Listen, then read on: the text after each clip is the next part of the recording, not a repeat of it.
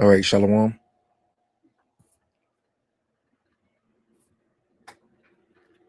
All right, Shalom. This is the brother Batak back again through the spirit with another lesson in Lord willing. This lesson be edifying. First and foremost, I want to start by giving praises and glory to Yahweh, Bahasham, Yahweh Shai, Bahasham, Rakakodash. Double honors to the apostles and to the elders of Great Millstone that rule and teach well. Much peace, love, and salutations to the hopeful elect that are pushing this word in truth and in sincerity of heart. Shalom. So as you can see, back here with another lesson. The title of this lesson is MOTB, which means Mark of the Beast. RFID C History Revisited. And so this is a video that was put up years ago on GMS/Warren Kodash. Subscribe and edify. It was put up 13 years ago. And it goes into the micro C-HIP and the history of its origins. This video was done by Elder Apostle Ramlab. His page is GMS info channel, which is right here. This is his page today, GMS info channel 12. So subscribe and be edified. Going back to this video, there's actually a couple videos. There's like 3 of them. I'm a little willing to try to play all of them. And Lord willing, this lesson be edifying. This is basically a review, and I'm gonna pause it if any scriptures or things come to mind. So Lord willing, this lesson is edifying for those that may have not seen these videos. This will be your first time seeing them. So Lord willing, it's edifying. I'm gonna mute my mic and I'm just interject when I need to bring out a scripture or something. All right, let's get into it.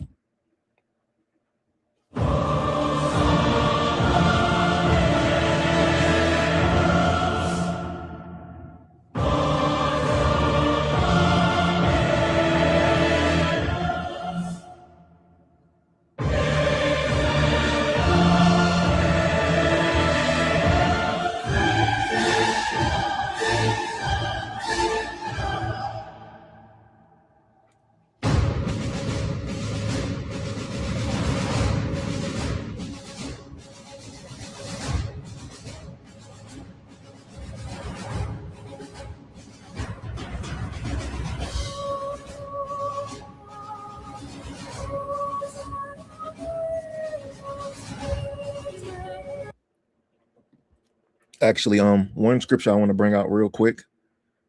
I just thought of this. It's the book of Psalms, chapter 10, verse 3. This Psalm 10 is a real good. It says a prayer for the overthrow of the wicked. And we know, according to prophecy, these devils have a lot of plans to bring in the system to, force everyone to comply. But the elect of the Lord are not going to comply with the system. This is Psalms 10 and 3. For the wicked boasts of his heart's desires. See, Esau tells you what he wants to do. He sits up at the World Economic Forum and tell you will own nothing and be happy. See, they want to keep tabs on everyone. They want control over all of your finances. They want to bring a big brother type system that's going to have you under their complete control. It says, and blessed the covetous whom Yahweh abhorred.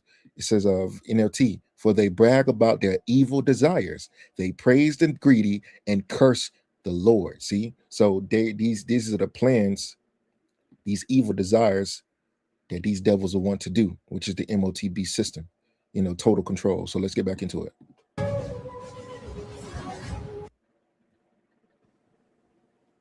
All right, Shalom Akim. Welcome back to another lesson. Today's lesson, I want to go into. Today's lesson is going to be called the microchip: a brief history of its origins. And I kind of wanted to go into this history a little while ago, which we did something on Sentinels of GMS when it was still up on YouTube, and did one of those read along lessons where it went into the breakdown of the history of the microchip, which the history of the microchip is tied together with the history of the computer. And the reason being is because the computer was created, for our sakes, to bring out this truth, and for all these different things that are exposing Esau out there. All right, and to make the information come out faster. So what they did was they got together you know, which we're going to go into the history of it. And they asked these certain men, which you're going to get into, to come up with some type of technology which would help store information, you know, into to help store information and to help do it a lot faster, you know, for lack of better words. And the reason for that is because they wanted to, you know, get this information out there going, you know, and find a way to store information easier than to having, you know, to write it out and type everything out. That's why in the book of Daniel, the 12th chapter, in the 4th verse, the Lord said that knowledge shall increase. And it also said that they are wiser than Daniel. All that. Let's get that precept for edification's sake. It's the book of Daniel, chapter 12. Let's see. Because knowledge has increased. We're literally living in the information age. Oh, let's see. And knowledge shall be increased.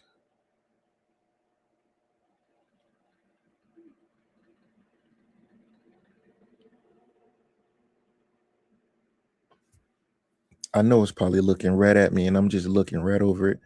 Here it is. I was looking right at it. Daniel chapter 12, verse 4 says, But thou, O Daniel, shut up the words, and seal the book, even to the time of the end. Many shall run to and fro, and knowledge shall be increased. See, so knowledge is being increased. Let's go back. So all this technology that Esau has today was set up for us so that we can push this word out. So, you know, the ones of the elect out there among the tribes can wake up.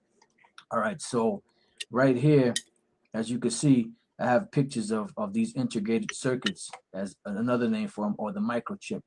All right. And these are, you know, when you look in the motherboard, you'll have all these different little attachments, so to speak, you know, that you attach to make a computer run. One of the key ones was the microchip. All right.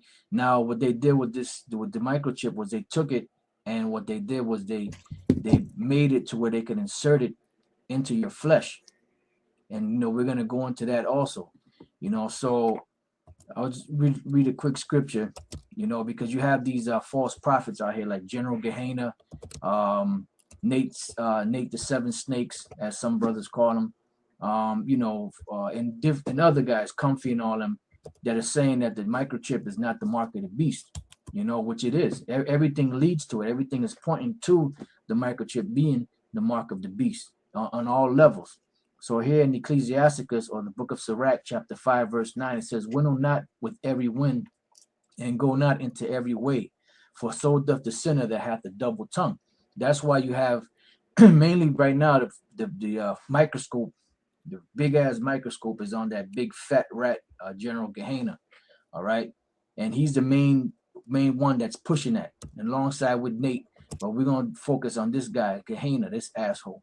So it says, winnow not with every wind, and go not into every way. Because what he's doing is he's confusing the people, because the majority of the buffoons that follow him don't understand what's going on.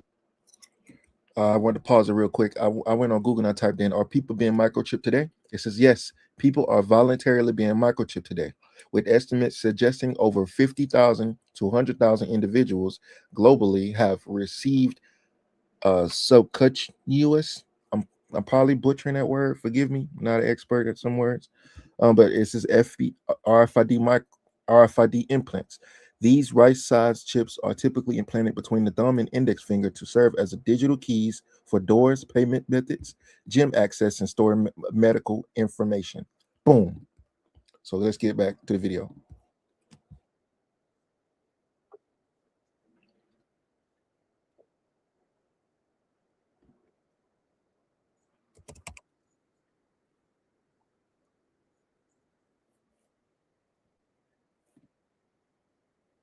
On the table, you know, so he calls himself a man of the Lord, and all he's doing is making a big mess out of the Bible, you know, teaching vomit, basically. So it says, for so doth the sinner that hath a double tongue, and he has a double tongue. Be steadfast in thy understanding, and let thy word be the same. So we're supposed to teach the same thing, you know, and we're supposed to keep the legacy from what was taught back then, the correct things that were taught back then, and the revelations that were taught after, that are being taught now. We're supposed to keep that straight path. We're supposed to teach the words the way it's supposed to be taught, not like these sellouts are teaching. It says, be swift to hear and let thy life be sincere. And when we do these things, we're doing it because we're sincere. We honestly trying. Real quick precept, pause it real quick, quick precept going into what the apostles referring to, Deuteronomy 4:2. Ye shall not add unto the word which I command you, neither shall ye diminish aught from it, that ye may keep the commandments of Yahweh your power, which I command you. So we don't supposed to add to the word, and we don't supposed to take away from it. We supposed to teach what was taught, teach what the Bible says, teach the direct truth. Don't add nothing to it and don't take nothing from it. Let's get back to the video. You brothers that are out there of the elect to really see and understand what's going on, and to see that these false prophets are leading the people astray. And it says, and with patience give answer. If thou hast understanding, answer thy neighbor. And that's what we're supposed to do. If not, lay thy hand upon thy mouth. So if you don't really understand something, don't try to wing it. Go back, get the understanding, and then you can teach it. So that way you don't look like you're struggling. It says, honor and shame is in talk, and the tongue of man is his fall. That's why General Gehenna he's going to fall. And when he falls, he's going to fall big, because he's the worst Israelite right now. We thought Comfy was the worst, but he's the worst Israelite right now, the worst sellout. So when he falls, he's going to fall, because it says honor and shame is in talk. And all this dude does is just rants. And then he's talking that shit about if Elder Tahar added, I highlighted its circuit. All right, so what I want to do is I want to pull up this first. These are different articles, from different articles that I pulled up offline, and I kind of put them together. And whatever I added, I highlighted in green, and the other highlights are just key points in it that I want to make a point on. Now, you can go through this and read the whole information, but like I said, when we get our information, we just go to the point. So it says historical evolution of computers. It says, in the history of humanity, have built various types of aid instruments that man could calculate, up to the modern digital computer, because the main thing for the computer was to calculate, all right, and to store information. Here are some milestones in this story. It shows the evolution of computers and devices for input, output, and data media. See, it's input, output, and data media. In other words, it's put information in, take information out, and to store, for storage. It says the first person to build a calculating machine was a Frenchman, Blaise Pascal, in 1642. It was a mechanical machine which only served to add, so it just added. So these are steps that took place to build up to what we have today as a computer. And then, but on another scale, it's also talking about the chip, because in the chip you can add and subtract information from it. All right, so now let's read on down. It says in 1666, right, 666, Samuel Morbardt creates a machine to add and subtract, and this is the machine here. All right, so now first it was the addition, now it's addition and subtraction. So this is the evolution of the computer, right?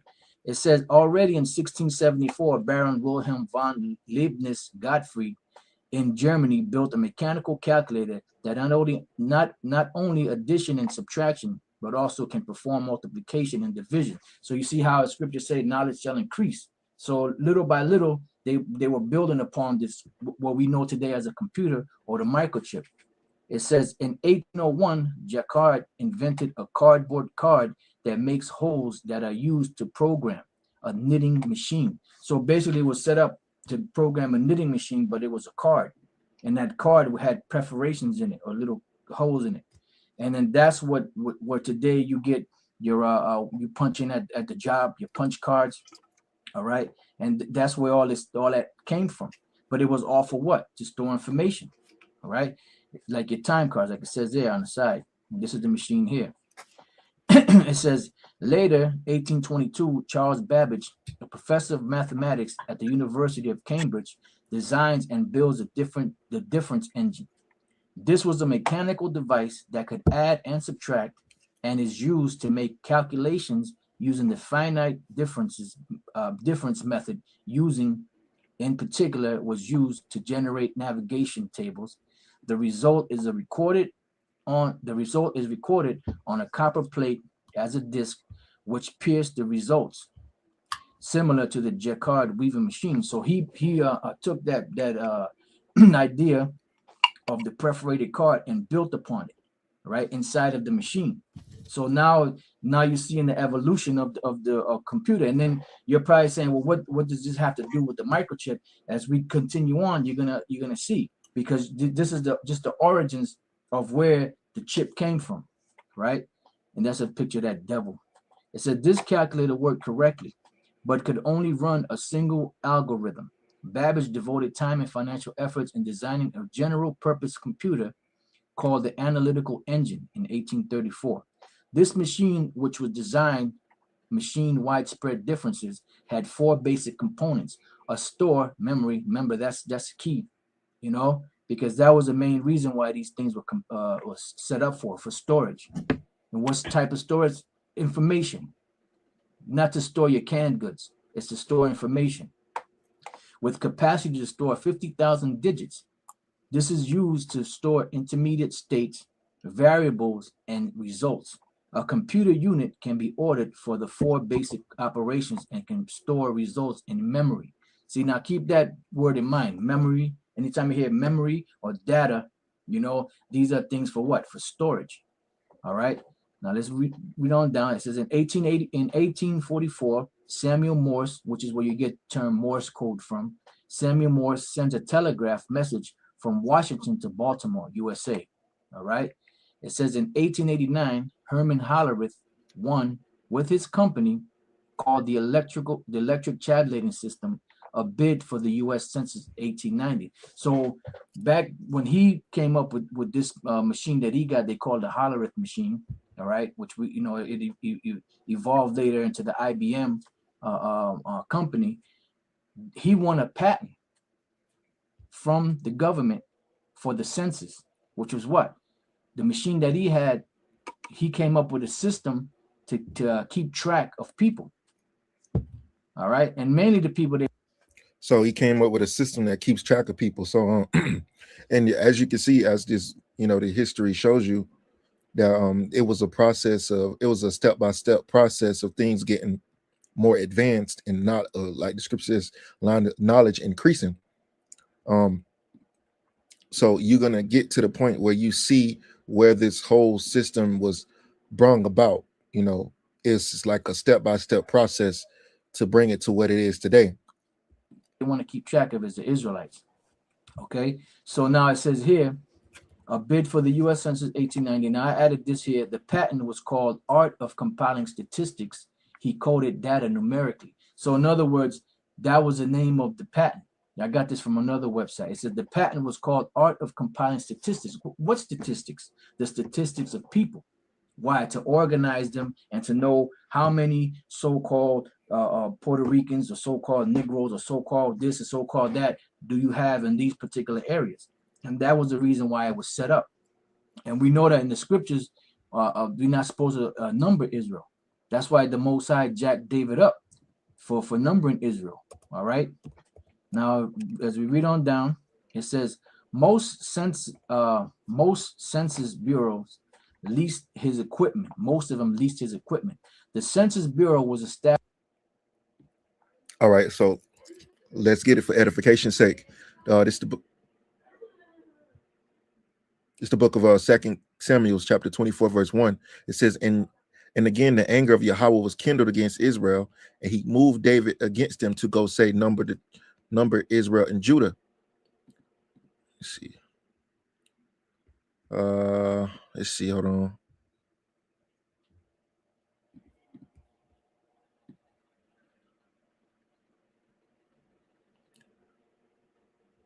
Jumping down to verse 10, it says, and David's heart smote. I'm sorry, it says, and David's heart smote him after that he had numbered the people. And David said unto Yahweh, I have sinned greatly in that I have done, and now I beseech thee, O Yahweh, take away the iniquity of thy servant, for I have done very foolishly. So this just to show you for edification's sake. established by Act of Congress, March 6th of 1902. All right, this was at the turn of the century, not too long after, around the same time where he had built this particular machine. And the reference is in 32 Statute 51. Now, this is in the 13th United States Code, or USC 3, Section 3. Now, this is a section of the Title 13 of the United States Code is a census. All right. Now, in Section 3 of this title is what you know as known as a seal. Like you have, like when you go to a notary public, you have a seal and they stamp it on a piece of paper to let you know that this particular document is valuable now, or is validated by this particular company or this particular government. The same thing when you go back in the ancient world, the king had a signet, and then with his signet, he would, some of them would put clay, or some of them would put out really hot wax, and then they would imprint the signet. And then when that particular parcel or letter got to whoever it went to, they knew that it was authentic based on the signet or the seal. So that's where this comes into play here. All right, this is text. This is when you read this particular law. It says the Bureau shall have a seal containing such device as has been selected heretofore, or as the Secretary may select hereafter. A description of such seal with an impression thereof shall be filed in the office of the Secretary of State. The seal shall remain in custody of the Secretary or such officer or employee of the Bureau as he designates.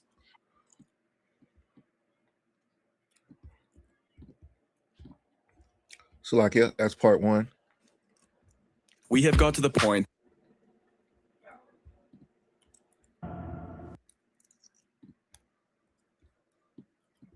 Bear with me 1 second. Pull up part two.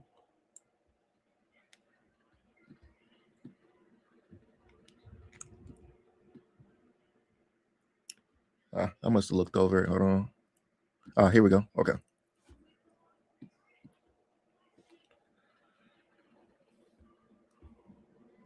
And shall be affixed to all documents authenticated by the Bureau. Judicial notice shall be taken of the seal. Okay, historical revision notes. Based on Act of March 3, 1899, Chapter 419, Section 31, 30 Statute 1021 of March 6, 1902, Chapter 139, Section 632 Statute 52, section is new to the United States Code, but it is in accordance with current practice. They're just giving you, where you can find it in law.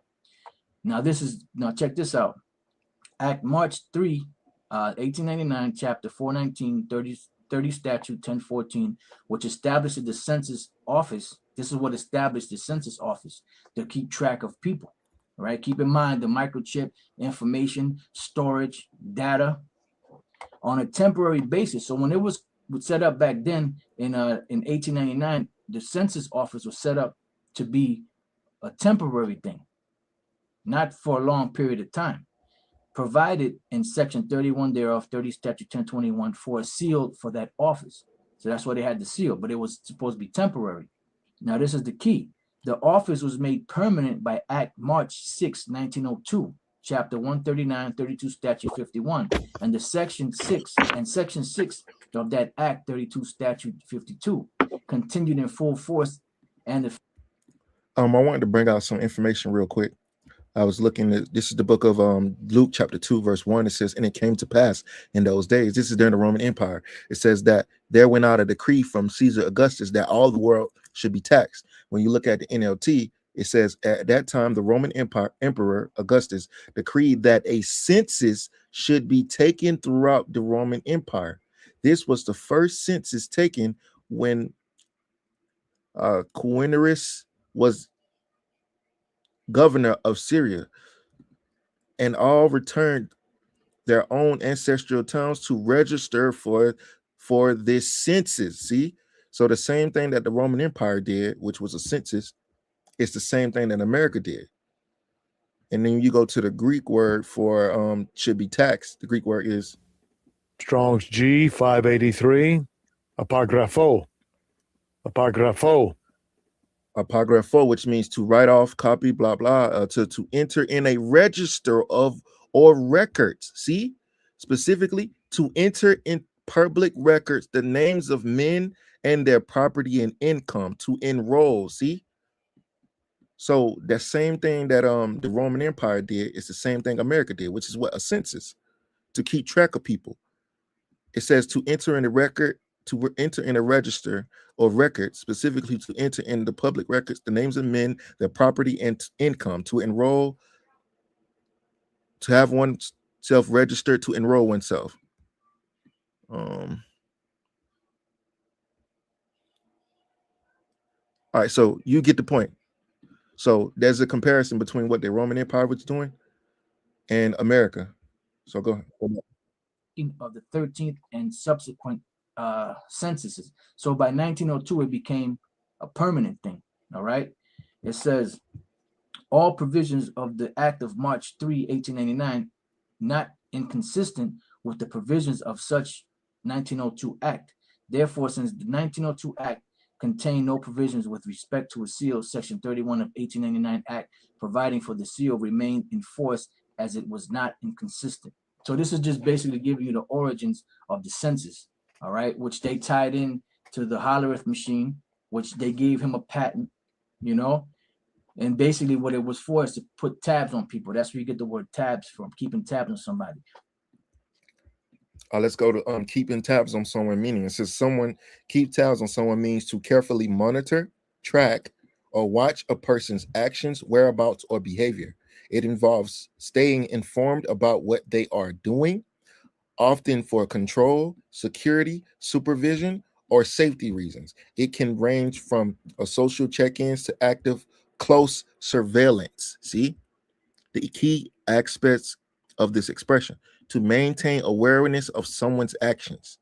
See, now let's go back.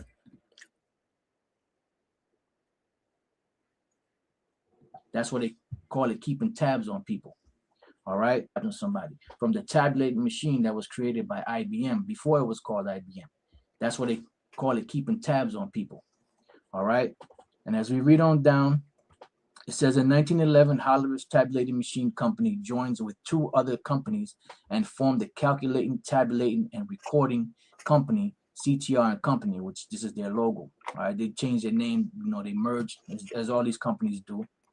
It says in 1924, T.J. Watson changed the name of the CRT and Company for IBM, International Business Machines. And here goes the first logo they had.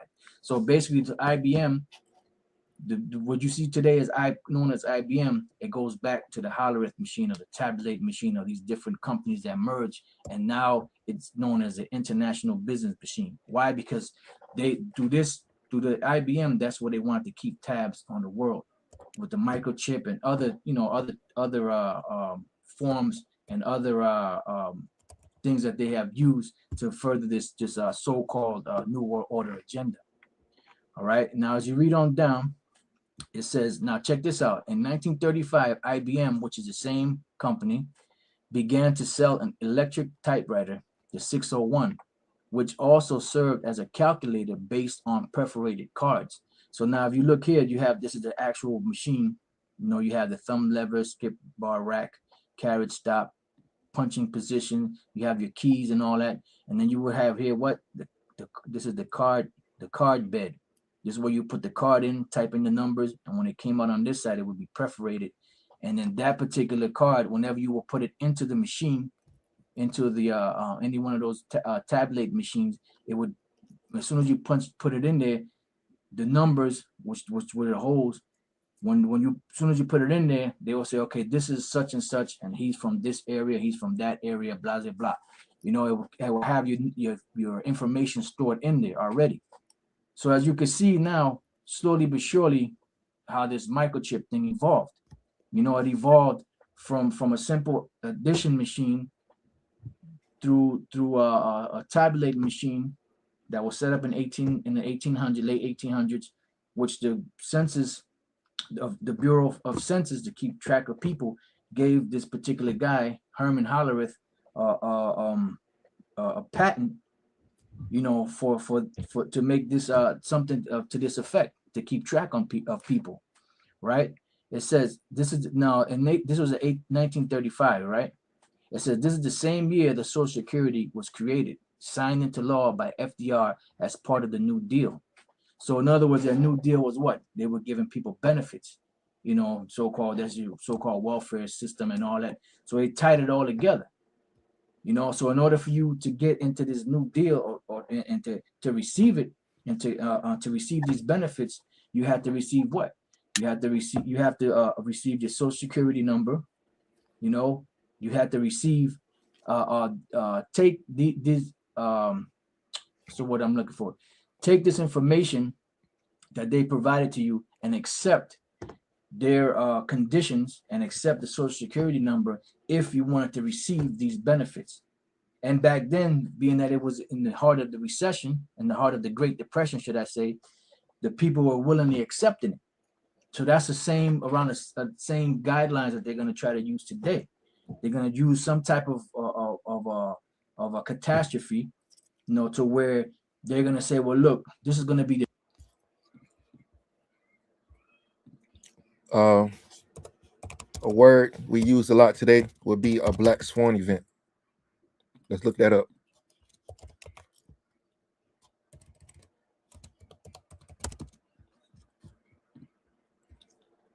So it says a black swan event is a highly unpredictable, rare occurrence that has a massive impact on the world, often causing widespread shock and dramatic change. See, so this is what he's referring to: some type of event that causes things to change.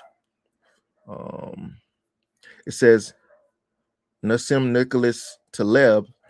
These events are deemed impossible to foresee, but are often falsely explained as having been predicted after they happen. So it caused unpredictability. It lies outside the realm of regular expectations, making it impossible to forecast. It causes widespread, often catastrophic consequences, economic crashes, or social shifts. See, like the 2019, you know, you see right here, it's right here. You see it, I'm highlighting it. That right here was a black swan event, a sudden unexpected health crisis that halted global economies. The 2008 financial crash, the collapse of the housing market was not foreseen by most, causing global economic ruin. So those are some examples. So let's go back to it. And also 911, the internet, 9/11, major events that fundamentally changed social society and daily life. So let's go back here.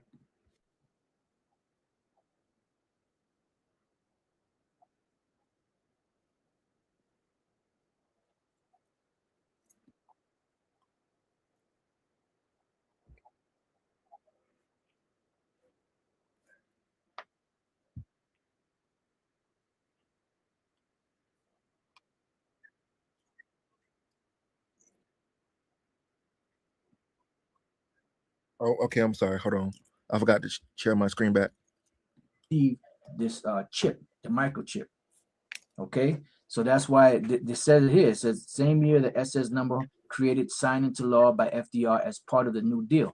August 14, 1935, Social Security Administration, United States Title 42, Chapter 7, Subchapter 7, Section 901. See IBM and the Holocaust. Now, IBM and the Holocaust was a book that this guy Edwin Black wrote. And what it was is basically he's an apologetic for the so-called Jews, because he's a so-called Jew himself. And in this book, it tells you how the IBM set up this tabulating system to keep track of them gutter rats. That's why you see the numbers tattooed on their arm, because they used that as that number that was tattooed on their arm came out of that machine. You know, but then he's trying to say that that was used to destroy them and to bring mass genocide, which is all a bunch of bullshit. Okay, because we know now through research and information that's out there that the Holocaust was nothing but a big hoax. All right, it was set up to so them devils could receive sympathy, so that they can steal the land of Israel back that don't belong to them. But that's another lesson. But this is that's where that he pretty much was the first one to tie together the IBM with those perforated cards or the tabulating machine with Lord willing, Lord willing, Yahweh Tazada's lesson on get this video on get taken down because of that. Fair use, just in case. them so-called Jews, and that was what was used to keep track of people. So, which proves that the whole time this technology that they had was being used to basically to keep track of people. You know, that's why. And then, you know, stuff like this we have to know. You know, and the reason why we have to know it is because it's important. You know, it could be a small thing, it could be a big thing, but as long as there's edification coming out of it, that's the key. Now, this is the book of 2 Corinthians, the 2nd chapter and the 11th verse, and it says, "Lest Satan should get an advantage of us, for we are not ignorant of his devices." So we're not ignorant of the things that these devils are doing. That's why what we're doing is we're taking that information and bringing it out to you, brothers. You know, so the Spirit was on me to go into this because even this brother, Elder Ayathan, he did a series on his channel, you know, going into the microchip and certain tying legislation and stuff like that to. If y'all brothers want to check it out, the channel is GMS Prophecy Soup. I believe that channel is actually still up. Because you know, a lot of these videos that the elders have done, they're still up. Some of them are still up. And they are definitely edifying. So if you want to check out some oldies but goodies, you know, digging in the crate, so to speak, check out. See, here it is right here, GMS Prophecy Soup. This is a page. Oh, let's see. You see, like a lot of these videos are old, but they're still good, bro. They got a lot of information in them. Operation Mockingbird. It's a lot of information. So I encourage you brothers to check out some of these older videos on these older pages that are still up before Esau takes them down. All right, so let's go back to the video. To the microchip, you know, he did an excellent job on that. You know, so being that I had this information, I said, you know what, let me just add more fuel to the fire, so to speak. You know, beginning with Elder Tahar. Elder Tahar brought it out. He was the first one to actually go into the mark. Elder Gabar, you know, and other elders and brothers that have brought this information out. All right, so that's why it says, "Lest Satan should get an advantage of us, for we are not ignorant of his devices." So we're not ignorant of the things that these devils are doing today. That's why you have to know certain legislation, you know, certain technology that they have, so you can tie it into to the scriptures. All right. Now, this is Social Security in the United States from Wikipedia. It says, in the United States, Social Security refers to the Federal Old Age Survivors and Disability Insurance, OASDI program. The original Social Security Act 1935, which was signed into law by FDR, and the current version of the act as amended encompass several social welfare and social insurance programs. The larger and better known programs are federal old age retirement, survivors and disability insurance, unemployment benefits, temporary assistance for needy families, health insurance for aged and disabled, Medicare, grants to states for medical assistance program, Medicaid, states children health insurance program, SCHIP, supplemental security income, SSI, patient protection and affordable care act. Okay, so all these things were a part of the New Deal, which was a part of the Social Security Act. Okay, which President FDR signed into law back in 1935. Why? Because that was the way that they were insured to be able to keep track of these people. All right, and that's the reason why it was created. It says, when initially signed into law by President Franklin D. Roosevelt in 1935 as part of his New Deal. So that was a part of his New Deal. So now, in this time, when this catastrophe happens, they're going to pass some type of legislation or bring out some type of deal, possibly, you know, to mimic what was happening back then, so that people could take that chip and receive these benefits. You know, because once these people out here start starving, you know, they don't know the scriptures, so they're gonna, you know, whatever is brought out to them, they're gonna accept it. Look, if you get this chip put inside of you, then you can get benefits in your family. Think about your family, your children, and your wife. You know, And a lot of these guys out here that's following Nate, and Nate might do it himself. Them guys that are following General Gehenna, they are going to take that chip and their families, okay, in order for them to survive. All right. So now, which leads me to this interview on Fox News with Tony Snow, which he interviewed Colin Powell on Fox News Sunday, June 17, 2001. And basically what happened in this interview, Colin Powell basically spilled the beans, so to speak. All right. He basically spilled the beans on a social security number and the reason why it was created. All right. That's what the scripture said. We're not ignorant of Satan's devices. It says Colin Powell leaks reason for social security number. Walter J. Berrien Jr., 637. I guess this was on June 30th of 2007.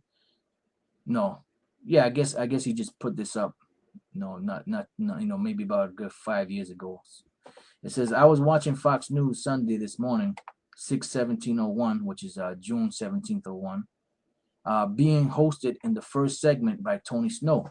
The leadoff guest was Colin Powell, the U.S. Secretary of State. Mr. Powell gave an excellent recitation relevant to foreign affair matters. Mr. Powell, during the entire interview, was very confident and spoke without hesitation. Throughout the entire interview, excluding for a 1 second period, after one specific statement made by him as he was talking about the Russian peoples, when he realized the consequences of making this disclosure indirectly to the American public, he froze for a second. His eyes rolled back as he realized what he had said, and then he continued without further pause for the rest of the interview. Now, it says, in my lifetime, I have never sent out to others a post relevant to a quote I heard while watching a news program. In this case, the insignificance of what was said and the flow of truth coming from Mr. Powell is a statement that establishes the primary reality of intent per the politics and operative structure coming from government in this country. I had to immediately share what I had heard with others. Mr. Powell was discussing Mr. Bush's trip to Europe and was at a point in his recitation covering certain concerns regarding Russia, and Russia being requested to cooperate with the United States to track down lost nuclear materials and scientists who were unaccounted for after the breakup of Russia. That now may be in the hands of, or in the case of missing scientists working for adversaries of the USA. The quote from Mr. Powell per Russian scientists that every American needs to hear immediately is as follows.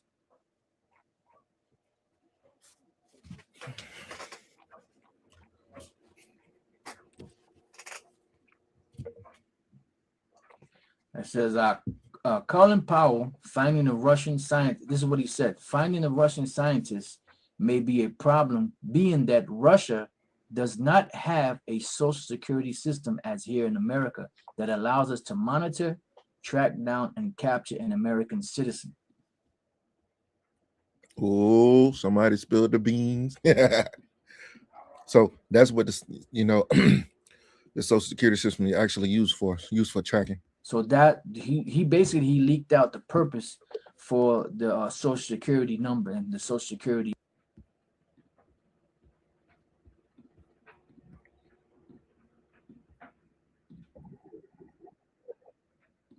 The Social Security Act or the Social Security system, basically, so he basically leaked that out.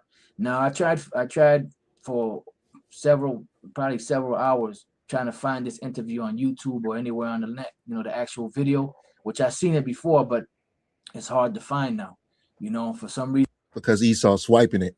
And they clipped it, and we know why. Because of the truth behind it. So I look for it. So if any of you brothers find it, then that's, you could put it up. That'll be beautiful. But I did look for it, but I couldn't find it. But I did see it when it came out. So now this is just letting you know that the Social Security system was set up for that, which the Social Security came out of what we know as through the IBM, the tabulating system that they used, with those perforated cards, and those numbers that they had in those cards, they gave to each individual so-called Jew during during the so-called Holocaust, or I say during World War II, because there was no such thing as a Holocaust among them devils. And then they tattooed those numbers on their arms, you know, and then when they would type in those numbers into the computer would pull up what part of Europe they were from, what family they were from, what their name was, what their height was, their sex, everything, you know, their whole family history and their whole history in general. All right. So now what I want to do is, matter of fact, I just hit this real quick. This is the history of the integrated circuit, aka microchip, Jack Kilby and Robert Noyce. All right, so now this is Robert Noyce and this is Jack Kilby, two devils that created the integrated circuit known as a microchip today to help process more memory and more memory for the computer. It says the integrated circuit. Jack Kilby, an engineer with a background in ceramic-based silk screen circuit boards and transitor-based hearing aids, started working for Texas Instrument in 1958. A year earlier, research engineer Robert Noyce had co-founded the Fairchild Semiconductor Corporation. From 1958 to 1959, both electrical engineers were working on an answer to the same dilemma: how to make more of less. All right, why the integrated circuit was needed. In designing a complex electronic machine like a computer, it was always necessary to increase the number of components involved in order to make technical advances. The monolithic, or one stone, formed from a single crystal, integrated circuit placed the previously separate transistors, resistors, capacitors, and all the connecting wires onto a single crystal or chip made of semiconductor material. Kilby used germanium and Noyce used silicon for the semiconductor material. So they were able to take all these different components that are in a computer and integrate them into one using a chip. And they use them for the computer. They use the ones with the little legs on it to insert it into the motherboard. But then with the microchip, which is also an integrated circuit, they're using that to insert it into humans, all right, to keep track of them. Commercial release, Jack Kilby holds patents on over 60 inventions and is also well known as the inventor of the portable calculator in 1967. In 1970, he was awarded the National Medal of Science. Robert Noyce with 16 patents to his name, founded in Intel, which, you know, Intel is a processing, what you call it. I believe they're connected with Digital Angel now, if I'm not mistaken on that. The company responsible for the inventions of the microprocessor, it says in 1968, but for both men, the invention of the integrated circuit stands historically as one of the most important innovations of mankind. Almost all modern products use chip technology. See, so basically, they out of all of the accolades and achievements that they accomplished, the greatest one was the making of this microchip. Okay, this integrated circuit. All right. Now this guy here is George J. Lauer from Wikipedia Free Encyclopedia. That's the devil right there. And he was the inventor of what we know today as a UPC code, which is also being used within the microchip, you know, for that number 666. It says George Joseph Lauer, born September 23rd, 1925 in New York, developed the Universal Product Code.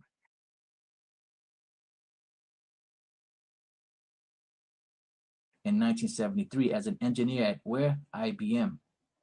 He was asked to develop the pattern used for the Universal Product Code because this was used for what? For tracking. You know, as the elder Ayatun went to, you know, he showed you the tracking package, you know, and all that in the videos that he did, you know.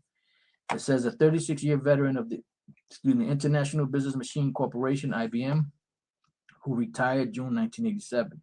George Lauer is the holder of 25 patents. He is also the author of 20 published technical disclosure bulletins. During his career, IBM recognized and rewarded him for many technical innovations. He received the prestigious Raleigh, North Carolina Inventor of the Year Award in 1976. In 1980, he was honored with IBM's Corporate Technical Achievement Award for his work on the Universal Product Code proposal that was issued in 1970 by McKinsey & Company and Uniform Grocery Product Code Council, Inc. So this right here, the Universal Product Code, or the UPC code, which was invented by this guy, was basically invented to keep track of so-called, the goods in the stores. All right, your canned goods and all that, but really, or whatever produce or whatever you have in the store, but really, it was set up to keep track of people, because this is the same technology that's being used inside of the microchip. All right, so now that we got that out of the way, now I want to go here to book of Revelation 13 and 16. I want to show you something. Revelation 13:16, and he causes all, both small and great, rich and poor, free and bond, to receive a mark in their right hand or in their foreheads. Now you all know that Elder Tahar went into this, and he went into the word mark, which when you go to the word mark goes back to charagma, the Greek word charagma, which is a stamp, an imprinted mark of the stamp of the mark stamped on the forehead or the right hand as the badge of the followers of the Antichrist. And Elder Ayatan, he showed you the technology that they have to implant a chip into your brain, to alter your mind so that they can control you.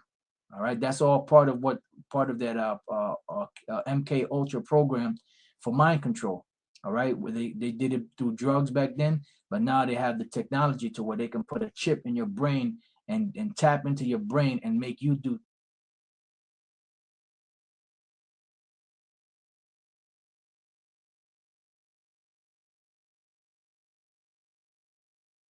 because they want to totally control you. That's one of the reasons to put the microchip inside of you. It says the mark branded upon horses, thing carved, sculpture, graven work of idolatrous images. So basically, it's something that they're going to insert or implant into you, to cut into you. Now, what I want to do is I want to go to the root word etymology. It says the charagma comes from the root word karax. Right now, karax means a pale or stake, a palisade or rampart, pales between which earth, stone, trees, and timbers are heaped and packed together. Now, a pale is something like you have a stake, and the stake has a sharp. It's cut on the bottom to make it sharp, so it could cut into the ground, right?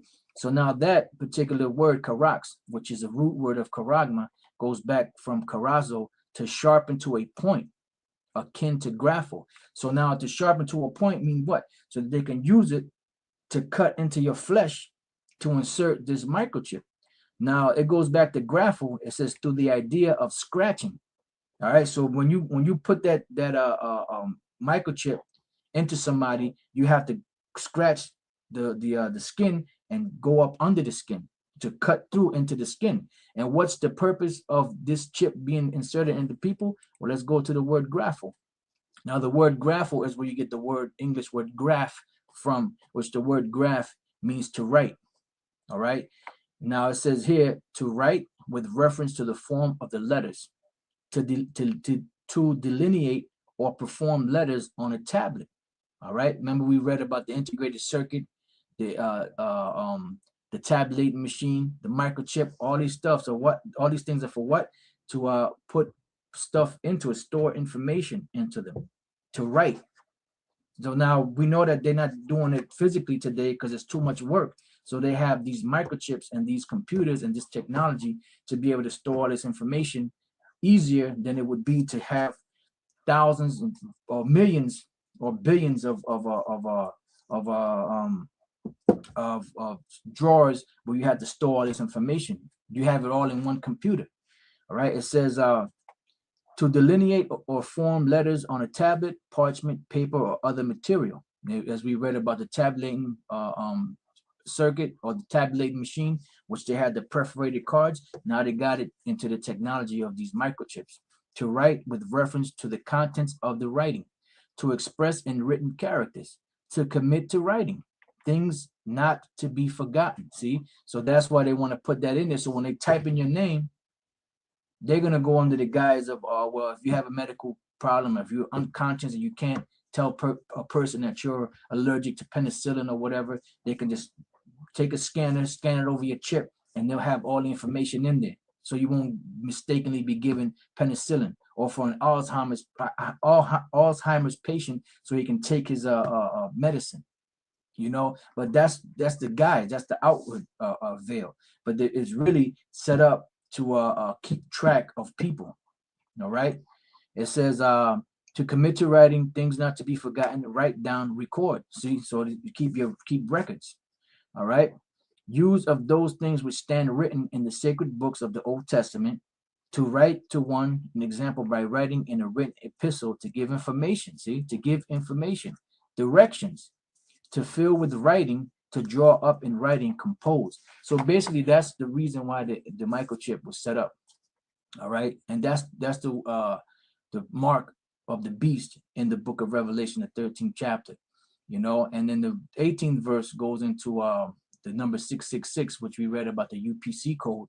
And the UPC code, when you break it down, it has a 6 at the beginning, a 6 in the middle, and a 6 at the end. So everything ties together to prove that the so-called microchip is the mark of the beast. But you have these assholes like General Gehenna, which sold out, Nate Satan, which he probably sold out too, and all these other clowns that are saying that the chip is not the mark of the beast.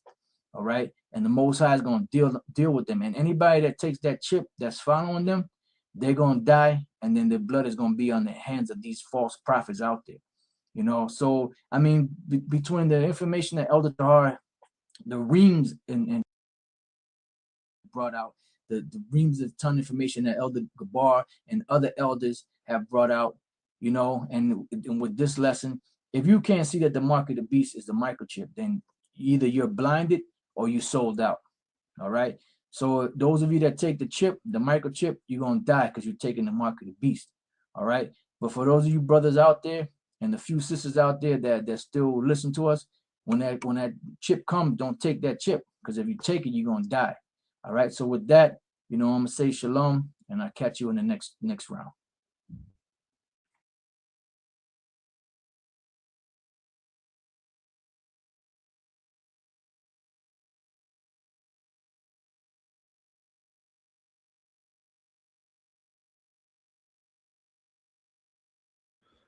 All right, Salaki, I turned my mic off. All right, so the water for sticking with me while I went over those videos, all three of those videos, going into the history of the RFID micro C-HIP.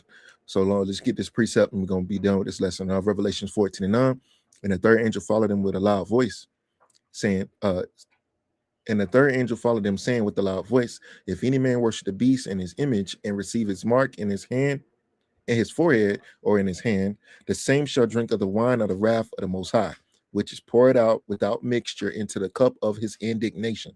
And he shall be tormented with fire and brimstone in the presence of the holy angels and in the presence of the Lamb. See, so if you take the microchip, you are going to die in the nuclear destruction, in that lake of fire. That's why it says you're going to be tormented with fire and brimstone. See, because that's what the nuclear destruction is. It says,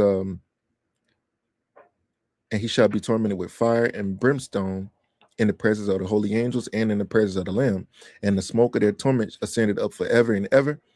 They shall have no rest day or night, who worship the beast and his image, and whosoever receiveth this mark. So that smoke, America's going to burn for a long period of time, and that's what that means. So Lord willing, this lesson was edifying. This is history on the RFID micro C-HIP that you may or may not know, and Lord willing, this lesson was edifying. It's an oldie but goodie.